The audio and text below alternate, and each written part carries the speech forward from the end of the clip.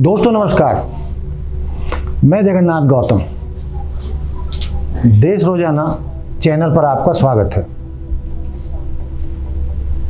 दोस्तों, जैसे जैसे लोकसभा के चुनाव नज़दीक आ रहे हैं, अब 8-10 महीने कुल बचे हैं, वैसे ही देश की राजनीति तेजी से बदलती जा रही है। चौसर बिछ चुकी हैं, गोटियां बिछ रही हैं। आमने सामने पक्ष और विपक्ष की सेनाएं खड़ी हो चुकी हैं। जहां विपक्षी दलों ने, विपक्ष के 26 मजबूत दलों ने एक आकर के अपने संगठन का नाम इंडिया रखा है और 26 दल उसमें शामिल हुए हैं। और ये सारे विपक्षी दल भाजपा को पटकनी देने के लिए इकट्ठे हुए हैं, भाजपा को हराने के लिए, सत्ता से निकाल बाहर करने के लिए इकट्ठे हुए हैं। वहीं दूसरी तरफ भाजपा भी असहज महसूस कर रही है जब से विपक्षी दलों का महागठबंधन इंडिया बना है, और वह उससे भयभीत भी लगती है, डरी हुई भी लगती है। उसका उदाहरण ये है कि उसने भी एनडीए के नाम पर 38 की संख्या जुटा ली है। ऐसी ऐसी पार्टियों की संख्या जुटाई है एनडीए के नाम पर, जिनमें तो कईयों के विधायक भी नहीं हैं, एमपी भी नहीं है, और संख्या पहुंचा दी 38। एनडीए को झाड़ फूंक कर तैयार करने, एनडीए की बैठक बुलाने का फैसला भाजपा नेतृत्व ने क्यों किया, जब वो ये कहती रही है कि हम तो अकेले ही भारी हैं, अकेला सब पर भारी, और वास्तव में उनकी भाजपा के 303 एमपी हैं, जबकि सरकार बनाने के लिए 200 चाहिए। तो एक तरीके से तो उन्हें जरूरत भी नहीं है। मोटे तौर पर देखा जाए तो एनडीए की कभी चर्चा भी नहीं रही, और एनडीए में जो दिग्गज बड़े दल थे वो उनको बाय बाय कह के जा चुके हैं। जिनका अस्तित्व था, जिनके सांसद थे, जिनकी सरकारें थीं, वो दल लगभग एनडीए को छोड़ चुके हैं। माना जा रहा है, ये खबरें आ रही हैं और दिख भी रहा है कि पिछले 9-10 साल में इस तरीके की एनडीए की बैठक कभी नहीं की गई। कम से कम मेरे ध्यान में नहीं आ रहा है कि एनडीए ने कभी ऐसी बैठक की हो। भाजपा ने एनडीए के कुनवा को जोड़कर कभी ऐसे महागठबंधन बनाने की कोशिश की हो। संभवतः उसका कारण यही रहा होगा कि उसे ज़रूरत क्या है। जिसने हमारे साथ आना है आए, जिसने नहीं आना वो ना आए, हमें इसकी कोई बहुत ज़्यादा परवाह नहीं है। लेकिन अब देखने में आ रहा है कि जो स्वर्गीय पासवान जी की पार्टी थी, उनके 2 टुकड़े हुए। लोक जनशक्ति पार्टी का बड़ा हिस्सा टूटकर अलग हो गया। रामविलास पासवान जी के नाम पर दोनों धड़े दावा करने लगे, लेकिन उनका बेटा अकेला रह गया। पार्टी को एक तरीके से उनके चाचा ले उड़े और केंद्र में मंत्री भी बन गए, जबकि रामविलास जी का बेटा अपने आप को प्रधानमंत्री जी का हनुमान कहता रहा। उस समय उसको नहीं बुलाया गया, उसकी पार्टी टूट गई या तोड़ दी गई, कुछ भी आप कह सकते हैं, और उसको अकेला छोड़ दिया गया। लेकिन आज उसकी पूछ हो रही है, उन दोनों को एक करने की कोशिश की जा रही है और दोनों को साथ एनडीए में बुलाया जा रहा है। तो आप कह सकते हैं कि ये भाजपा का डर ही है। कई राज्यों में चुनाव भी होने हैं, उसमें भी शक्ति परीक्षण होगा। वो भी ये तय करेंगे कि आने वाले लोकसभा चुनाव की दिशा और दशा क्या होने वाली है। लेकिन आज हम यहां बात करना चाहते हैं हरियाणा की। दोस्तों, इंडिया तो बन गया विपक्षी दलों का महागठबंधन इंडिया, लेकिन हरियाणा में इंडिया कहां है? हरियाणा में तो कहीं इंडिया दिखाई नहीं दे रहा। यदि हम गठबंधन में शामिल दलों के नाम पर बात करें तो दुष्यंत चौटाला, ओम प्रकाश चौटाला जी के पौत्र, जो वर्तमान हरियाणा सरकार में उप मुख्यमंत्री हैं, वो एनडीए की मीटिंग में शामिल हुए। यानी जजपा एनडीए का हिस्सा बन गई। तो ओम प्रकाश चौटाला जी की पार्टी इनेलो के रास्ते एनडीए के लिए या भाजपा के लिए बंद हो चुके हैं। अब चौटाला जी क्या करेंगे? जबकि वो तो देश में विपक्षी एकता या तीसरे मोर्चे की बात करते रहे हैं। अब तीसरा मोर्चा जैसी तो कोई चीज बची नहीं है। तो इंडिया का हरियाणा में क्या स्वरूप हो सकता है? यही मेरी आज चर्चा का विषय है। क्या ओम प्रकाश चौटाला जी हरियाणा में कांग्रेस के साथ जुड़ना चाहेंगे, पसंद करेंगे? जबकि जब से उनकी राजनीति चल रही है वो कांग्रेस के कट्टर विरोधी रहे हैं।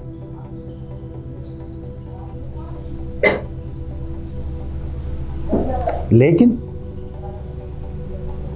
राजनीति में कब क्या ना हो जाए, पुराना दोस्त पुराना दुश्मन कब दोस्त बन जाए, ये भी कुछ नहीं कहा जा सकता। यदि ओम प्रकाश चौटाला जी ने हरियाणा में दोबारा से पार्टी को जीवित करना है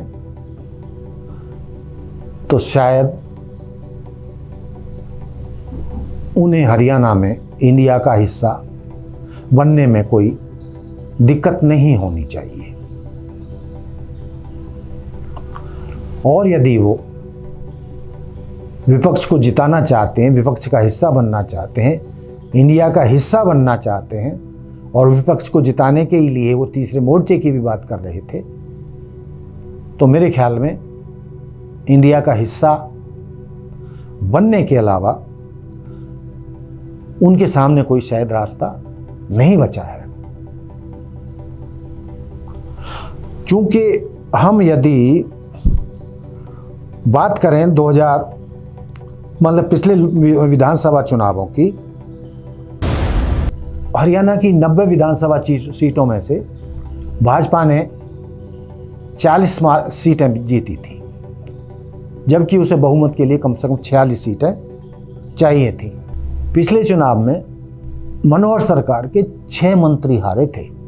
डॉक्टर बनवारी लाल और भाजपा के दिग्गज नेता अनिल विज जी जैसे तो अपनी सीटें बचा गए, लेकिन 6 मंत्रियों को हार का मुंह देखना पड़ा था और जोड़ तोड़ करके जैसे तैसे मनोहर लाल जी अपनी सरकार बना पाए थे, या भाजपा अपनी सरकार हरियाणा में बनाने में सफल रही थी। तो मेरा इस मामले में मानना है कि हरियाणा में इस बार भाजपा की राह मुझे बहुत आसान नहीं दिखाई दे रही है। कोई कुछ भी कहे, लेकिन हकीकत तो हकीकत है। जब पिछली बार जब माहौल था और माननीय प्रधानमंत्री जी का चेहरा भी बहुत मायने रखता था, शायद उस आज की तारीख में उनके चेहरे की चमक कुछ फीकी बताई जा रही है और एंटी इनकम्बेंसी भी भाजपा के खिलाफ काफ़ी बढ़ चुकी है। आम जनता हरियाणा सरकार, मनोहर सरकार, भाजपा सरकार से बहुत खुश नहीं दिखाई देती है। चाहे वो मुद्दा बिजली का हो, चाहे बेरोजगारी का हो, चाहे महंगाई का हो, चाहे टूटी फूटी सड़कों का हो, पेयजल की समस्या हो, जो आम आदमी से जुड़ी हुई समस्याएं हैं, बेरोजगारी की बड़ी समस्या है, भ्रष्टाचार भी चरम सीमा पर है। यदि मैं उदाहरण दूं तो फरीदाबाद का एक ही उदाहरण काफ़ी है कि 200 करोड़ रुपए के कथित विकास कार्य किए गए और उन विकास कार्यों को किए बिना ही ठेकेदारों को पेमेंट कर दी गई। विकास कार्य हुए नहीं, 200 करोड़ का भ्रष्टाचार हुआ और आज तक सरकार जांच में किसी नतीजे पर नहीं पहुंच पाई है। तो इसी से अंदाजा लगाया जा सकता है कि पूरे प्रदेश में भ्रष्टाचार की क्या स्थिति हो सकती है।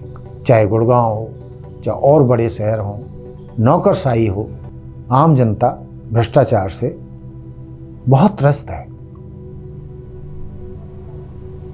जो भाजपा के समर्थक हैं, ऑन द रिकॉर्ड तो नहीं बोलते, लेकिन ऑफ द रिकॉर्ड वो भी मानते हैं कि ये सरकार जनता की जन आकांक्षाओं पर खरी नहीं उतरी है। जन सुविधाएं आम आदमी को नहीं मिल रही हैं। गांवों का बुरा हाल है, सड़कों का बुरा हाल है, बरसात हुई है, हालत खराब हो गई है। फरीदाबाद के जमुना किनारे लगते सारे गांवों में भारी बरसात ने सब कुछ तहस नहस कर दिया है। तो इन हालातों में भाजपा का कोई अपर हैंड नहीं है। उसके लिए जीतने की संभावना अगले चुनावों में बहुत ज़्यादा दिखती नहीं है। कई लोगों का ये भी मानना है कि इंडिया को हरियाणा में खड़ा करने की ज़रूरत है, मजबूत करने की ज़रूरत है। इनेलो, कांग्रेस और आपको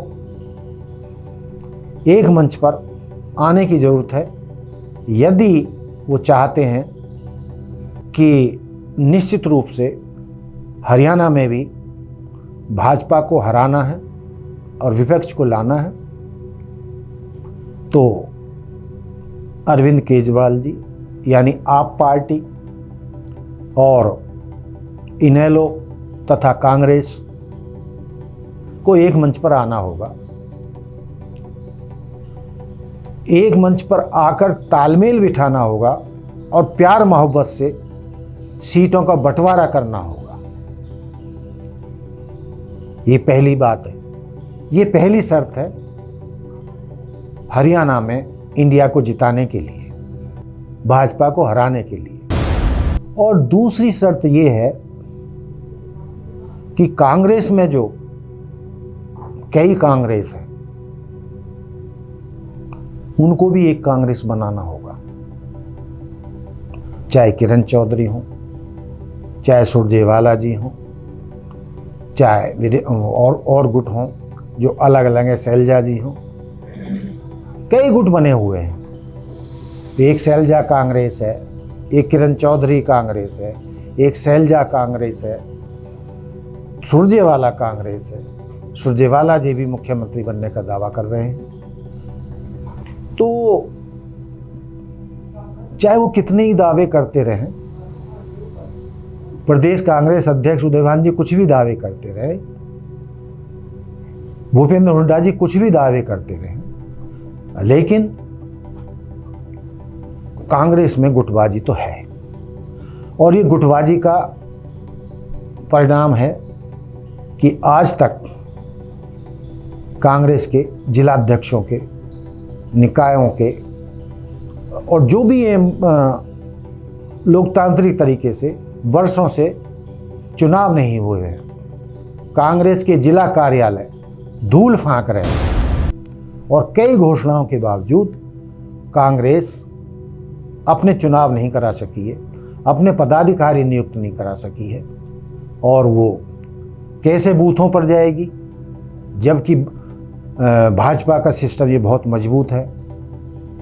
और आरएसएस का इसमें लोहा मानना पड़ेगा कि इन्होंने किस तरीके से अपने कार्यकर्ताओं को मजबूती से इकट्ठा किया है और एक एक बूथ पर वो मजबूती से खड़ी है। यदि कांग्रेस इकट्ठी नहीं हुई और इनेलो, कांग्रेस और आप एक मंच पर नहीं आए, कांग्रेस ने पदाधिकारियों की नियुक्ति नहीं की, सब ने अपने निजी चौधराहट को छोड़कर, निजी दुश्मनी को छोड़कर, निजी गुटबाजी को छोड़कर कांग्रेस के लिए, कांग्रेस को जिताने के लिए, इंडिया को जिताने के लिए एक मंच पर नहीं आए, तो हो सकता है कांग्रेस में हरियाणा में तीसरी बार भी जनता विपक्ष को हराने में कामयाब हो जाए। अब देखना ये है कि आने वाले दिनों में इंडिया यानी विपक्षी गुट का इंडिया क्या रोल निभाता है, वो किस तरीके से काम करते हैं। क्या चौटाला जी, भूपेंद्र हुड्डा जी यानी कांग्रेस और आप पार्टी इकट्ठा हो पाते हैं या नहीं, और इकट्ठा होकर वो